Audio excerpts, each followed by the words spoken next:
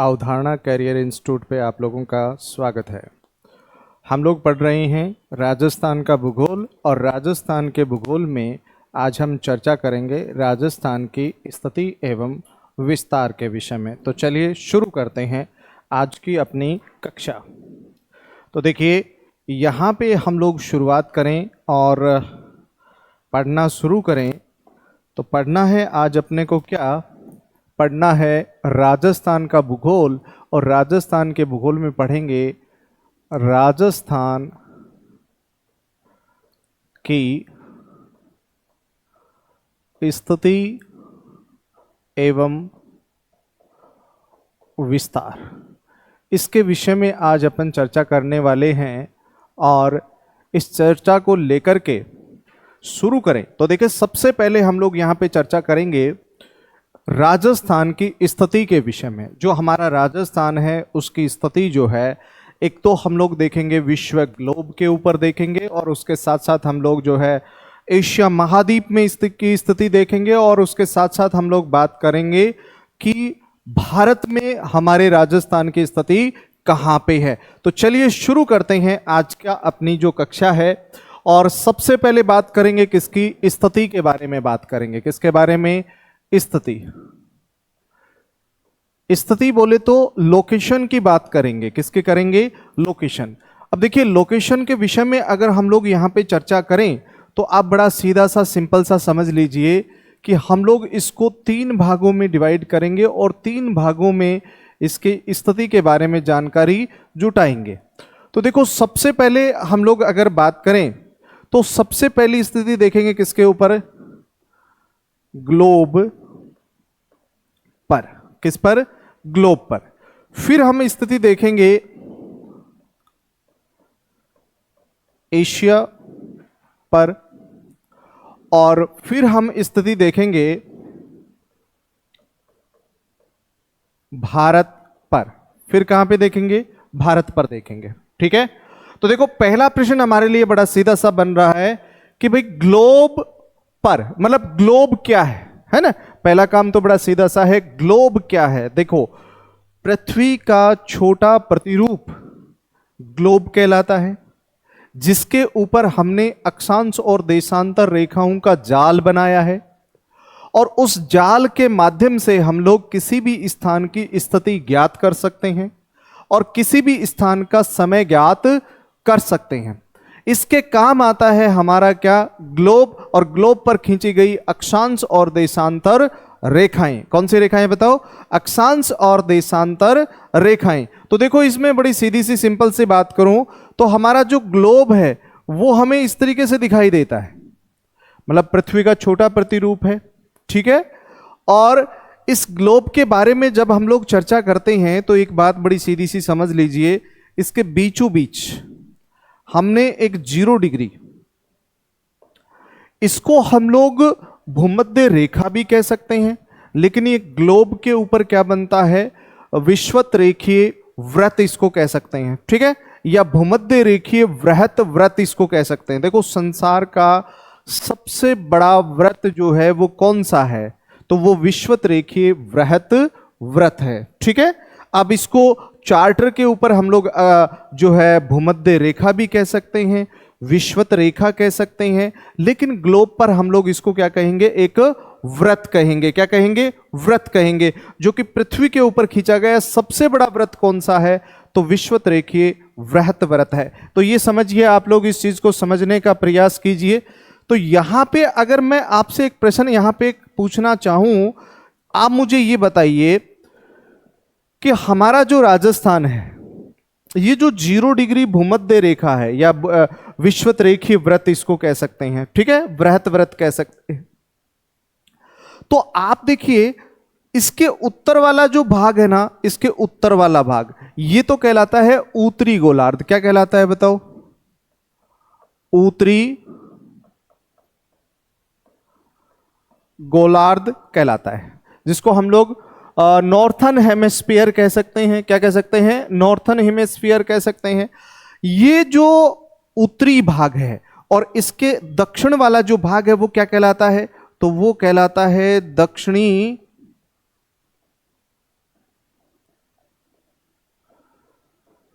गोलार्ध कहलाता है। कौन सा गोलार्ध कहलाता है बताओ? दक्षिणी गोलार्ध कहलाता है। ठीक है, अब हमारे पास यहां पे एक सीधा सा प्रश्न ये बन रहा है कि जो हमारा जो राजस्थान है वो इस भूमध्य रेखा के इक्वेटर के उत्तर में है या दक्षिण में है, ये एक प्रश्न बन रहा है। तो ध्यान रखना, हमारा जो राजस्थान है वो 0 डिग्री भूमध्य रेखा, ठीक है, या इसको इक्वेटर कह सकते हैं या इसको विषुवत रेखा भी कह सकते हैं। हमारा राजस्थान इसके किधर है? उत्तर में है। किधर है बोलो? उत्तर में। तो इसका मतलब यह हुआ कि हमारा भारत भी किधर है? उत्तर में है। किसके उत्तर में है? 0 डिग्री भूमध्य रेखा के, है ना, जिसको विषुवत रेखा बोल दो, इक्वेटर बोल दो, एक ही बात है। ठीक है, और देखो दूसरा प्रश्न इसमें यह पूछा जाएगा आपसे, इसके अकॉर्डिंग देखें तो हम लोग कौन से गोलार्ध में हो गए? उत्तरी गोलार्ध में हो गए। ठीक है, अब होता क्या है कि उत्तर से दक्षिण की ओर इस तरीके से हमारे यहां पे एक 0 डिग्री रेखा भी खींची हुई है, जिसको 0 डिग्री देशांतर भी कह देते हैं। क्या बोल देते हैं? 0 डिग्री देशांतर भी इसको कह देते हैं। ठीक है, अब इसके पूर्व में, मतलब ये जितना भी भाग है ये क्या कहलाएगा? पूर्वी गोलार्ध कहलाएगा। कौन सा गोलार्ध बोलो? पूर्वी गोलार्ध। और इसके इधर वाला जितना भी भाग है वो क्या कहलाएगा? पश्चिमी गोलार्ध। समझ में आई क्या बात? अब ये उत्तर से दक्षिण जो रेखाएं होती है ना, इनको कहते हैं देशांतर रेखा। क्या कहते हैं?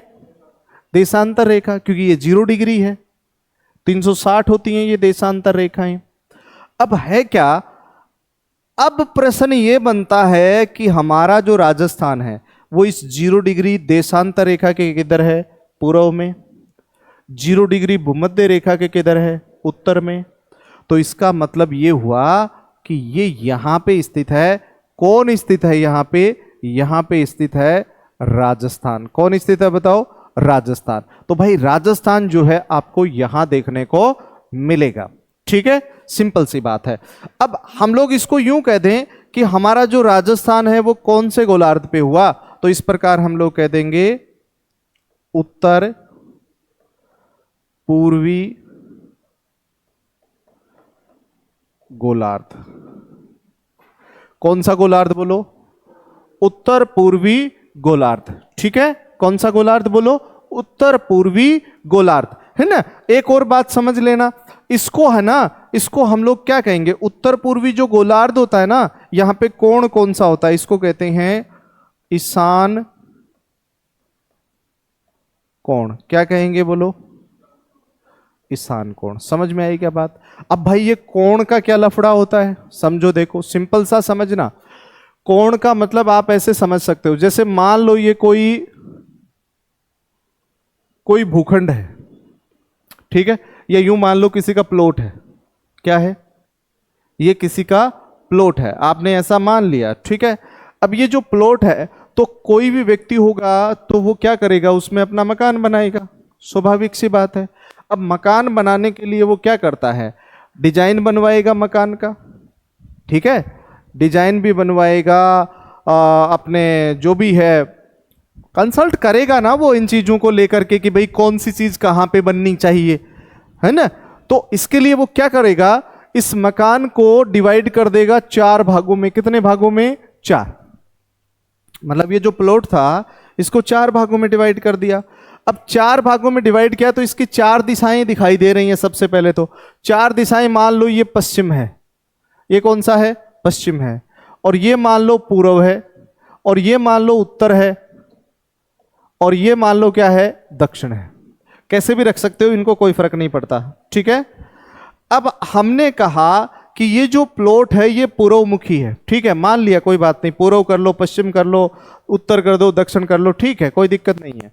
लेकिन हमने इस तरीके से इसको सजा दिया। अब प्रश्न ये बनता है कि हमें अगर यहाँ पे इसमें कौन सी चीज को कहाँ बनाना है, जैसे रसोई कहाँ बनानी है, या हम लोग कहें कि भाई जो है मास्टर बेडरूम कहाँ बनना चाहिए, बैठक कहाँ बननी चाहिए, लेट बाथ कहाँ बनने चाहिए, वेंटिलेशन कहाँ छोड़ना चाहिए, ये सारी बातें होती हैं। तो देखो इसमें क्या हुआ कि ये जो कोण है ना, ये वाला, इसको कहते हैं ईशान कोण। क्या कहते हैं? ईशान कोण। कौन सा कोण? ईशान कोण। ठीक है। और ध्यान रखना, ईशान कोण जो है स्पेशली हम लोग कहते हैं कि भाई हिंदू धर्म में स्पेशली कहा जाता है कि यहां पे देवता निवास करते हैं। क्या करते हैं? देवता यहां पे निवास करते हैं। तो देखना आप, जब मकान बनाया जाता है तो घर में जो बैठक होती है ना, बैठक वो होती है जहां पे पहली बार मेहमान को बिठाया जाता है। समझ रहे हो ना? मेहमान कोई भी आ सकता है, किसी भी प्रकार का आ सकता है।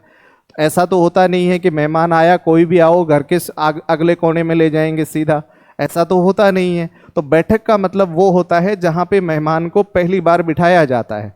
और जब मेहमान को वहाँ पे बिठाया जाता है पहली बार, तो आप स्वाभाविक सी बात ये मान लीजिए, वो अपने यहाँ पे क्या कहते हैं? अतिथि देवो भव। अतिथि क्या है? देवता के सम्मान है। क्या है? देवता के सम्मान है। कौन? अतिथि। अब अगर अतिथि अगर देवता के सम्मान है तो भाई उसके लिए कमरा यहाँ बनाते हैं सबसे पहले, है ना? तो बैठक यहाँ होती है। ध्यान रखना, अगर देवताओं का ही निवास रहता है तो यहाँ पे जल वाला स्थान भी यही है। ठीक है, जल वाला स्थान यही भी है। और घर में अगर कोई मंदिर भी बनता है तो भी वो यही बनता है। ठीक है, मंदिर भी बनेगा तो वो यही बनेगा। अब देखो इसको जो है ना, ये वाला कोण, इसको कहा जाता है कि उत्तर पश्चिम वाला कोण, इसको बोला जाता है वायुव्य कोण। क्या कहते हैं? वायुव्य कोण। कौन सा कोण? वायुव्य कोण। तो देखो वायुव्य कोण जो होता है ना, इसको खास करके वेंटिलेशन के लिए रखा जाता है, खुला रखा जाता है। यहाँ पे लेट बाथ भी बना लेते हैं। और उसके साथ साथ जो है अगर मकान बनता है तो वो लड़की का बनता है। किसका बनता है? लड़की का मकान बनाया जाता है। और इसके पीछे धारणा ये है कि अगर लड़की का मकान यहाँ पे होगा तो उसकी शादी जल्दी हो जाएगी, है ना? क्या हो जाएगी? शादी। पहले होता था ऐसा बहुत ज़्यादा, हालांकि अपन लोग इसको पूरी तरीके से क्लेरिफाई नहीं कर सकते, इसको क्लेरिफाई, लेकिन फिर भी अगर कहें तो ऐसी धारणा है। दूसरी बात, इसको कहते हैं नैऋत्य कोण। क्या कहते हैं? नैऋत्य कोण। कौन सा कोण है ये नैऋत्य कोण है। और नैऋत्य कोण का मतलब है कि यहां बनता है मास्टर बेडरूम। कौन सा bedroom? Master bedroom. Master bedroom का मतलब होता है कि जो मकान बना रहा है, जो पैसा लगा रहा है ना, जो घर में सबसे ज्यादा पैसे कमाने वाला व्यक्ति होता है, उसका कमरा यहां होता है ना? सब सुख सुविधाओं से संपन्न होता है ये, क्योंकि अगला पैसा लगा रहा है। सीधी सी बात है। तो पहले अपनी सुविधा तो सबसे पहले देखेगा, है ना? तो ये वो यहां बन जाता है। ठीक है ना? हाँ। और ये कहते हैं कि घर का थोड़ा सा स्थान ऊंचा भी होता है ना, भारी भी होता है, ये भी बोला जाता है इसके लिए। अब ये वाला जो कोण है ना, इसको बोलते हैं अग्नि कोण। क्या बोलते हैं? अग्नि कोण, या इसको आग्नेय कोण बोल देते हैं। क्या बोल देते हैं? अग्नि कोण या आग्नेय कोण। यहां पे बनती है रसोई। क्या बनती है? रसोई। भाई जब वो बनाया जाता है ना, तो यहाँ पे क्या बनाते हैं? रसोई बनाते हैं। और रसोई इसीलिए बनाते हैं, कहते हैं कि जब सूर्य की किरणें रसोई में गिरेंगी, देखो किचन होता है तो उसमें बहुत सी चीज़ें, सब्जी भी होती है, बहुत सी चीज़ें मान लो गिरते हैं तो वहाँ पे बहुत सारे जीवाणु उत्पन्न हो जाते हैं, है ना? तो वो क्या होता है, जब सूर्य की किरणें आकर के गिरेंगी वहाँ पे, तो स्वाभाविक सी बात है, एक तो उसमें किसी भी प्रकार का ऐसी चीज़ें नहीं रहती हैं, मतलब जैसे गंदगी नहीं रहेगी, सीधी सी बात है। दूसरा कहते हैं कि अगर पूर्वमुखी रसोई होती है तो उसमें जो खाना बनाने वाला व्यक्ति होता है वो कभी बीमार नहीं पड़ता है, वो कभी बीमार नहीं पड़ता है, ऐसा कहा जाता है। ठीक है, तो कहने का मतलब ये चार कोण हमें देखने को मिलते हैं और ये हमें डिसाइड करते हैं हम लोग कि कहाँ पे हमें क्या करना होता है। तो इसके अकॉर्डिंग अगर अपन देखें ना, तो अपन कौन से पे हैं? ईशान कोण पे हैं। कौन से कोण पे है बोलो? ईशान कोण पे। तभी तो भारत को क्या कहते हैं? देवताओं की भूमि कहते हैं। 33 करोड़ देवी देवता भारत में ही तो हैं। ठीक है ना? तो कहने का मतलब यहाँ पे रहने वाला हर व्यक्ति क्या है? देवी देवता है। तुम लोग भी हो। समझ में आ गई ना बात? लेकिन बात यह है कि 33 करोड़ में शामिल हो या नहीं, उसका कुछ नहीं कहा जा सकता। तो कहने का मतलब बड़ा सीधा सा है। तो हम लोग कौन से गोलार्ध में हो गए? उत्तर पूर्वी गोलार्ध में। तो एक सिंपल सी लाइन है, ग्लोब पर हमारी स्थिति है उत्तर पूर्वी गोलार्ध। क्या है बताओ? उत्तर पूर्वी गोलार्ध। ठीक है। अब जैसे ये एशिया महाद्वीप है, और एशिया महाद्वीप पे भी हम लोग अगर इसको समझने का प्रयास करें तो बड़ा सीधा सा समझ लेते हैं इसको। देखो, इसको भी हम लोग इसी तरीके से बना लेते हैं। मान लो इसी तरीके से हमने बना दिया क्या, एशिया महाद्वीप। ठीक है ना, ऐसे हमने बना लिया है, एग्जाम्पल के तौर पे इसको हमने रख लिया है। अब देखो, इसमें हम लोग ये तो नहीं कह सकते उत्तरी गोलार्ध, दक्षिणी गोलार्ध, पूर्वी गोलार्ध, ये तो नहीं कहेंगे यहां पे। यहां पे हम कहेंगे, ये दिशा बोलेंगे, ये उत्तर है। क्या है? उत्तर। और ये क्या है? दक्षिण है ना। ये क्या है? पूर्व है। और ये क्या है? पश्चिम है। अब इसको भी हम लोग क्या करेंगे, 4 भागों में डिवाइड कर देंगे। समझ में आई क्या बात? कितने भागों में कर दिया? 4 भागों में हमने डिवाइड कर दिया। अगर इसको हमने 4 भागों में डिवाइड कर दिया तो आप लोग एक बात बड़ी सीधी सी समझिए। अब प्रश्न यह बनता है कि एशिया महाद्वीप में हम लोग स्थिति कहां रखते हैं? जो एशिया महाद्वीप है उसमें हमारी स्थिति क्या है, यह प्रश्न बनता है। तो बताइए शाबाश। तो देखो, यहां पे अगर एशिया महाद्वीप की बात करोगे ना, तो एशिया महाद्वीप की बात करोगे तो यहां पे आप लोगों के लिए एक सीधी सी बात आएगी, और वो बात यह है कि यहां पे हैं हम लोग कौन से महाद्वीप में? एशिया महाद्वीप में। ये हमारा राजस्थान है। क्या है बताओ? राजस्थान है। ठीक है। अब ये राजस्थान हमारा यहां पे है, तो आप एक बात बड़ी सीधी सी समझ लीजिए, ये दिशा कौन सी हो गई बताओ? तो ये हो गई दक्षिण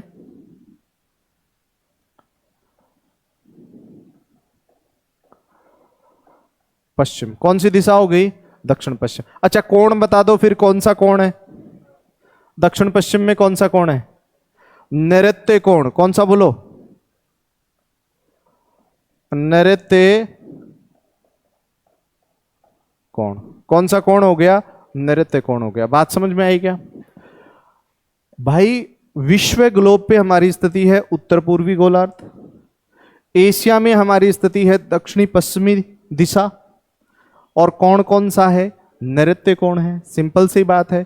फिर देखो, उसके बाद में हमारे पास आ रहा है, वो हमारे पास आएगा भारत। चलो, भारत को भी हम लोग इसी तरीके से बना लेते हैं।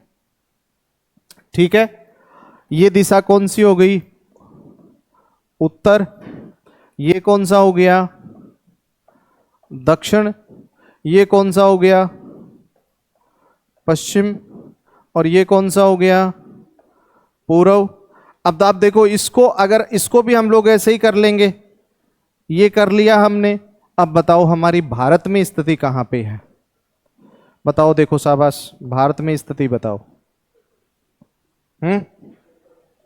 अपने भारत का जब मैप देखते हैं तो हमारे राजस्थान की स्थिति कहां देखने को मिलती है? तो ध्यान रखना। अब देखो, हमारा राजस्थान जो है वो यहां देखने को मिलेगा आपको। ये राजस्थान हो गया अपना यहां पे। अब राजस्थान यहां पे है तो इसका मतलब ये वाला होगा यहां पे। तो कौन सी दिशा है ये बताओ? उत्तर पश्चिम। भाई, भारत के उत्तर पश्चिम में है, तो उत्तर पश्चिम वाला कोण कौन सा है बताओ? कौन सा कोण है? वायुव्य कोण। देख लो, तभी तो राजस्थान में वायु खूब आती है, हैं? आती है ना। हाँ, वायु की कोई कमी नहीं है राजस्थान में, आती ही रहती है, आती रहती है ना। तो ये एक विशेष बात इसमें अपने को देखने को मिलती है। तो एक बार तो ये डायग्राम बनाओ आप लोग, ऐसे कैसे बना लो बढ़िया तरीके से।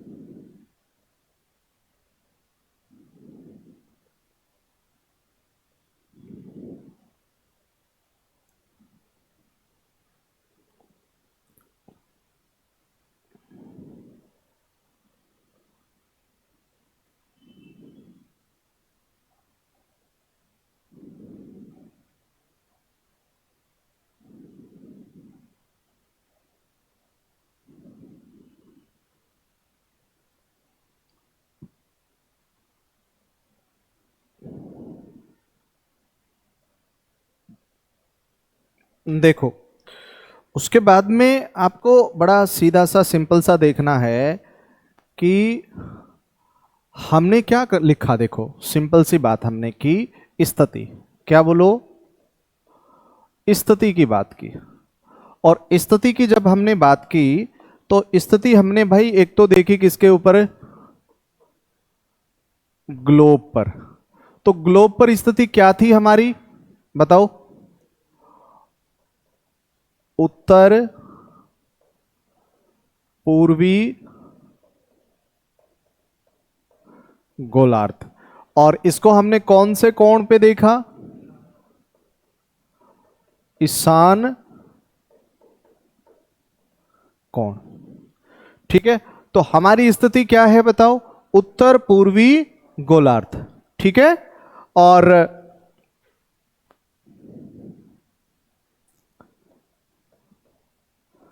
राजस्थान भूमध्य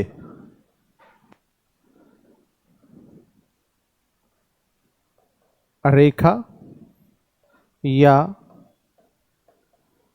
विषुवत रेखा के उत्तर में स्थित है। कहां स्थित है बताओ, उत्तर में स्थित है, अर्थात उत्तरी गोलार्ध में स्थित है। समझ में आई बात, अर्थात उत्तरी गोलार्ध में स्थित है। ठीक है, फिर देखो, राजस्थान 0 डिग्री देशांतर, 0 डिग्री देशांतर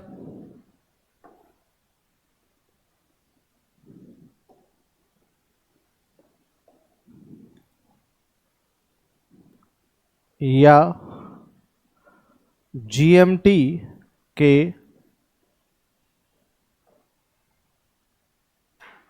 पूर्व, जीएमटी के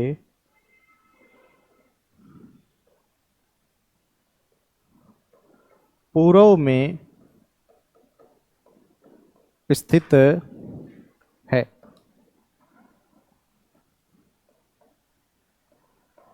अर्थात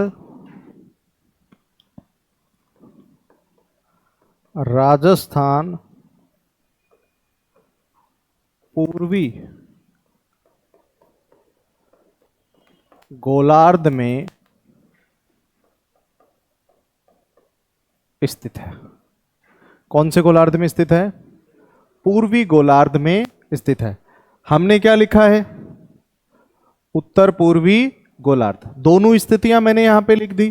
ठीक है, याद रखना इस चीज को। अब देखो, अक्षांश की दृष्टि से उत्तरी अक्षांश पे और देशांतर की दृष्टि से पूर्वी देशांतर पे। ठीक है, एक और बात लिख देता हूं, राजस्थान अक्षांश की दृष्टि से उत्तरी अक्षांश व देशांतर की दृष्टि से पूर्वी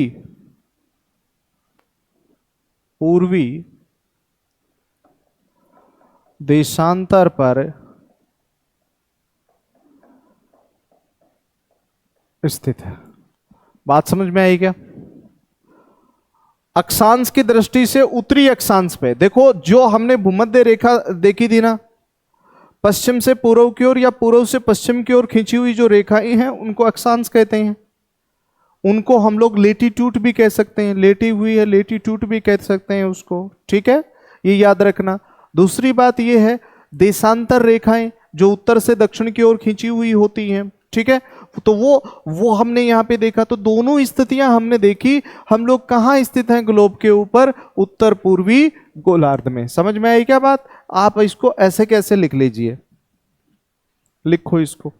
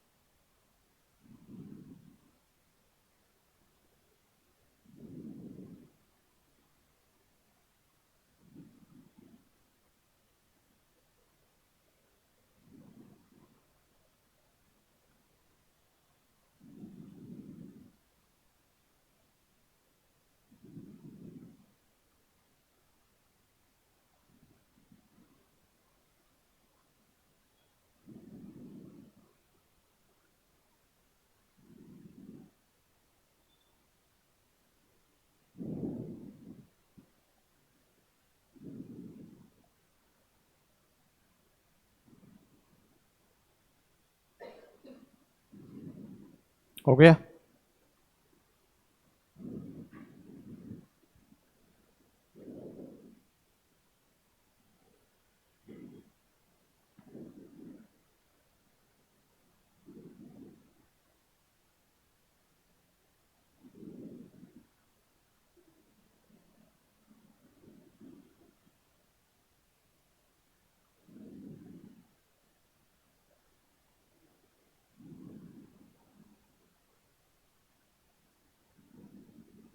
हाँ भाई देखो, अब उसके बाद में आपको देखो एक चीज और समझना यहाँ पे।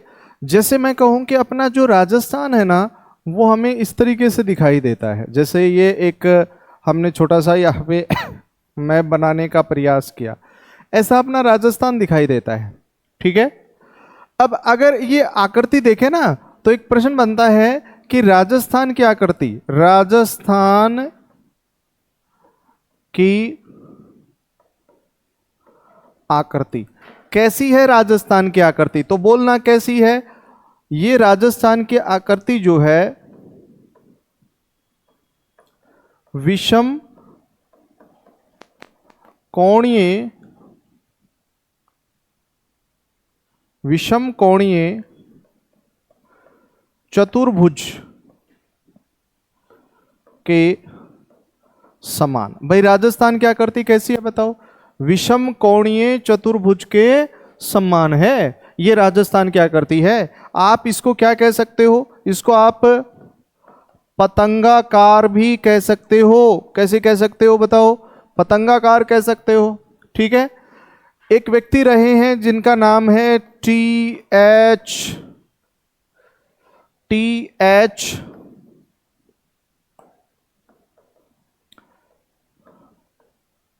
हेडले। व्यक्ति का नाम क्या है? T H Hadlee. और ये क्या कहते हैं कि भाई राजस्थान की आकृति कैसी है?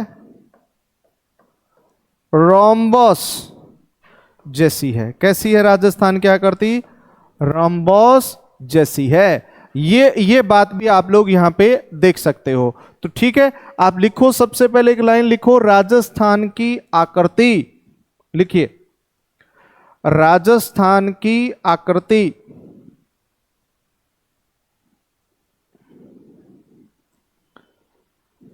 विषम कोणीय चतुर्भुज के समान है। विषम कोणीय चतुर्भुज के समान है या पतंगाकार।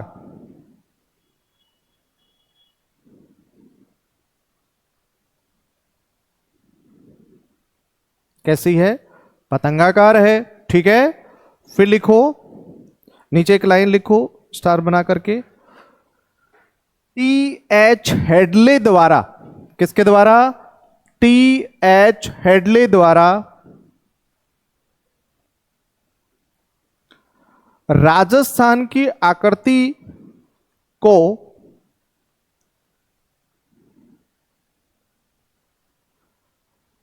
रोम्बस जैसा कहा है। रोम्बस जैसा कहा है।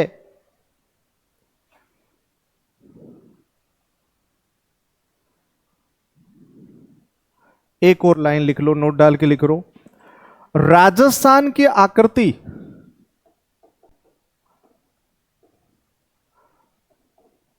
राजस्थान की आकृति फ्रांस देश जैसी दिखाई देती है। किसके जैसी दिखाई देती है? फ्रांस के जैसी दिखाई देती है। ये भी कहना है भाई, राजस्थान की आकृति हमें कैसे दिखाई देती है? फ्रांस के जैसी दिखाई देती है। आपको ये चीज भी क्या रखनी है, ध्यान में रख लेनी है। ठीक है, यहां तक बात हो गई हमारी। अब देखो, उसके बाद में एक प्रश्न बनता है कि जो हमारा राजस्थान है ना, इससे एक महत्वपूर्ण अक्षांश रेखा गुजरती है। अपना जो राजस्थान है उससे एक महत्वपूर्ण अक्षांश रेखा गुजरती है, जिसको हम लोग कहते हैं कर्क रेखा, जिसको ट्रॉपिक ऑफ कैंसर कह सकते हैं। क्या कह सकते हैं? ट्रॉपिक ऑफ कैंसर कह सकते हैं। 23.5 डिग्री उत्तरी अक्षांश रेखा भी कह सकते हैं। ठीक है, तो देखो, एक प्रश्न बनता है हमारे लिए कि 23 डिग्री 30 मिनट उत्तरी अक्षांश, इसी को क्या कहते हैं? कर्क रेखा। इसी को क्या कहेंगे बताओ? कर्क रेखा। 23.5 डिग्री उत्तरी अक्षांश रेखा या कर्क रेखा। अब आप समझिए, देखिए, अब इसके बारे में अगर हम लोग जानकारी लेना चाहें, किसके बारे में? कर्क रेखा के बारे में। देखो, संसार की सबसे महत्वपूर्ण रेखाएं, अक्षांश रेखाएं मानी जाती हैं। एक तो कर्क रेखा, एक मकर रेखा और एक भूमध्य रेखा। ठीक है, और एक 66.5 डिग्री उत्तरी आर्कटिक व्रत और एक 66.5 डिग्री दक्षिणी अंटार्कटिका व्रत। ये सबसे महत्वपूर्ण माने जाते हैं। तो हमारे राजस्थान से जो महत्वपूर्ण अक्षांश गुजरता है वो गुजरता है 23.5 डिग्री उत्तरी अक्षांश, जिसको हम लोग क्या कहते हैं? कर्क रेखा कहते हैं। क्या कहते हैं बताओ? कर्क रेखा कहते हैं उसको। समझो, देखो, इसको समझने का प्रयास करें भाई, है ना। तो देखो, यहां पे अगर मैं बात करूं कि इस तरीके से आपको हमारा जो राजस्थान है वो यूं दिखाई देता है, इस तरीके से, ये अपना राजस्थान है। कौन है बताओ? राजस्थान है। ठीक है, अब प्रश्न ये बनता है कि भाई जो कर्क रेखा है, कौन सी रेखा? कर्क रेखा। तो कर्क रेखा भाई अपने राजस्थान के यहां से गुजरती है। समझ में आई क्या बात? इसी को क्या कहते हैं? 23.5 डिग्री उत्तरी अक्षांश, या कह दो क्या? कर्क रेखा। क्या कह दो इसको? कर्क रेखा। समझ में आई क्या बात? देखो यहां पे हमारे राजस्थान का एक जिला है और एक जिला हमारा यहां पे है ना। इसको तो कहते हैं क्या, डूंगरपुर, और इसको क्या कहते हैं, बांसवाड़ा। क्या कहते हैं बोलो, बांसवाड़ा।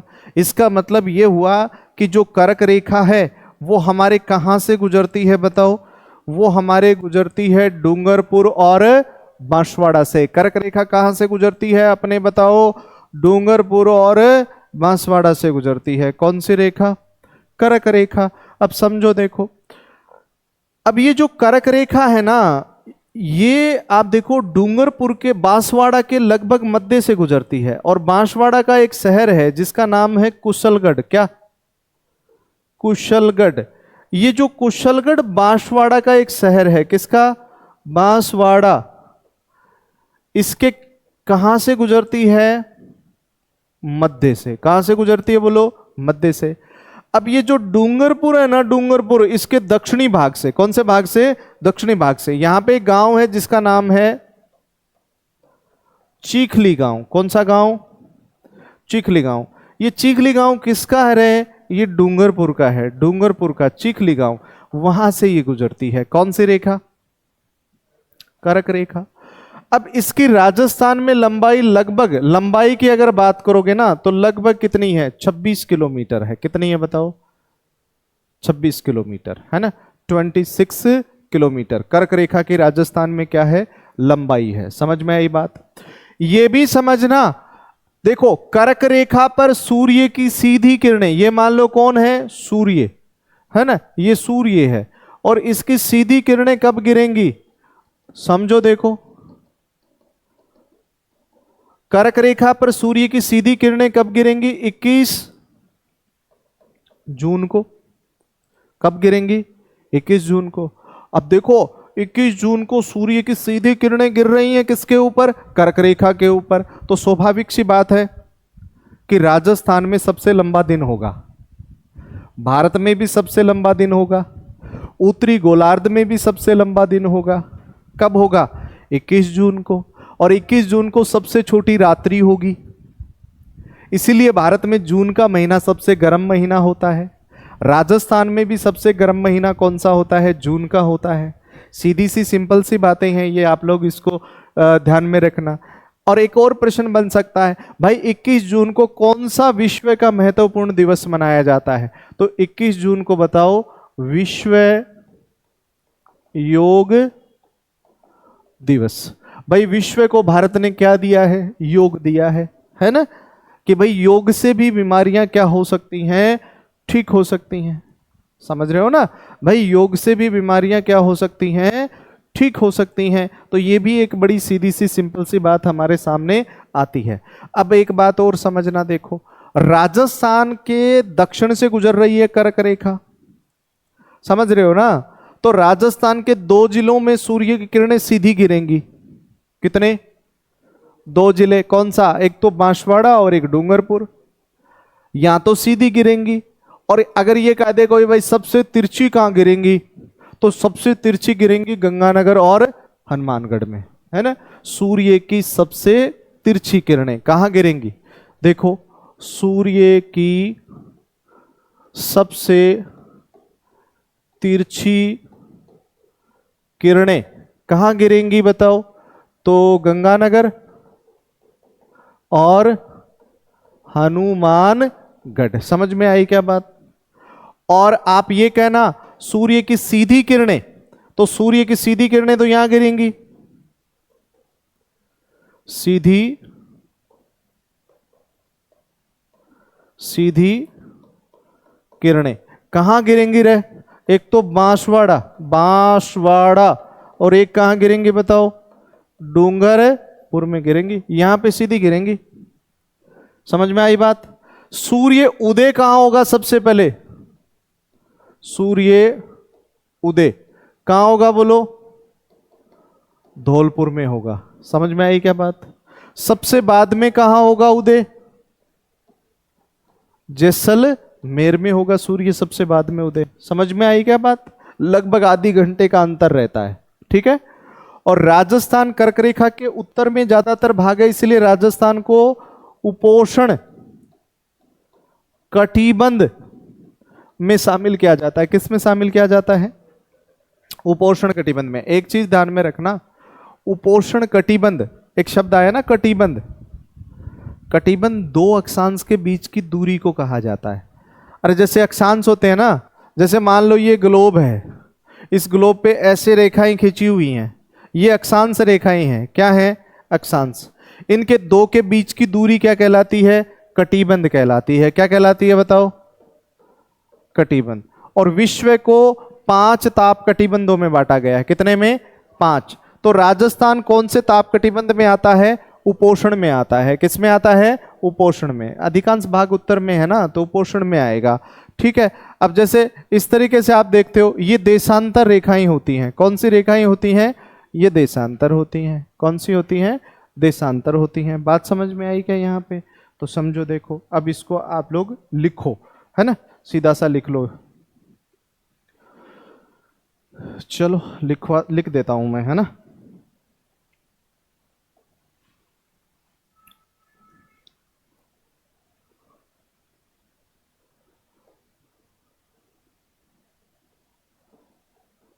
उत्तरी अक्षांश, या इसको क्या कहेंगे? करक रेखा। ठीक है, सीधा सा समझो। राजस्थान के दक्षिण में स्थित बांसवाड़ा व डूंगरपुर से गुजरती है। ठीक है।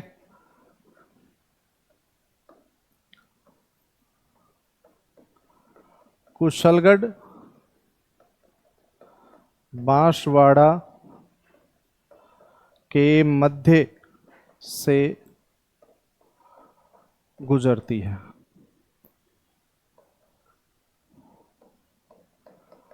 डूंगरपुर के दक्षिण में चीखली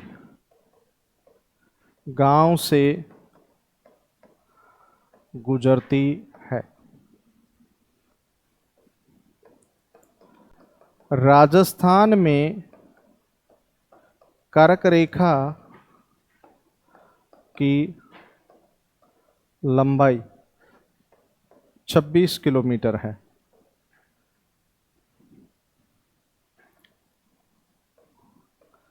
इक्कीस जून को सूर्य की किरणें कर्क रेखा पर लंबवत गिरती हैं।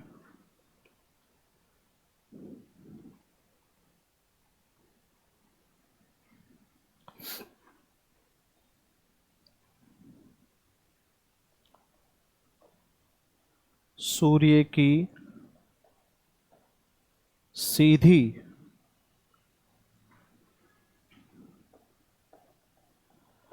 किरणें बांसवाड़ा व डूंगरपुर में गिरती हैं।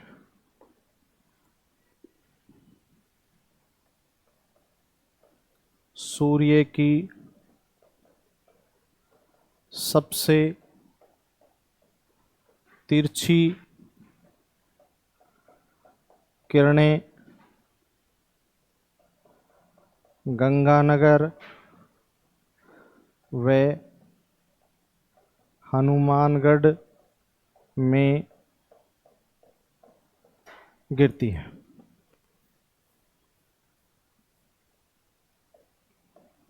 इक्कीस जून को विश्व योग दिवस मनाया जाता है।